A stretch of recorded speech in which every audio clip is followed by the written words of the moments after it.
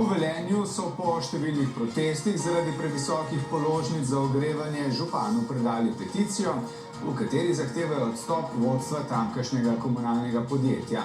Če ne bodo uslišani, napovedujejo ovadbe.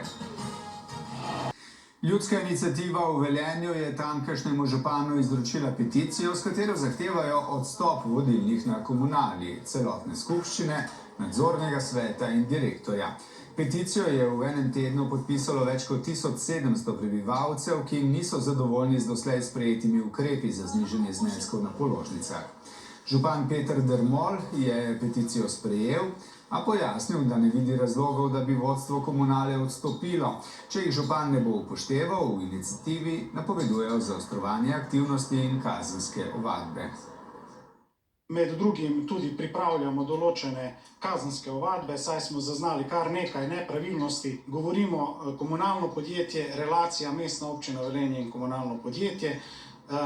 Imamo nekaj sumov, se pravi zlorab uradnega položaja. Vse, kar si želimo in zahtevamo, je, da se položnice bistveno in drastično znižajo za dobrobit ljudi. Ne vidim razloga, zakaj bi oni v tem trenutku morali odstopiti. Kot rečeno, bomo pa še enkrat preverili celotno situacijo. Komunalno podjetje Velenje za svojimi ravnanji v zadnjih 7 letih ni neposredno vplivalo na dvig cene toplotnega ogrevanja, zato so zunanji dejavniki. Število spletnih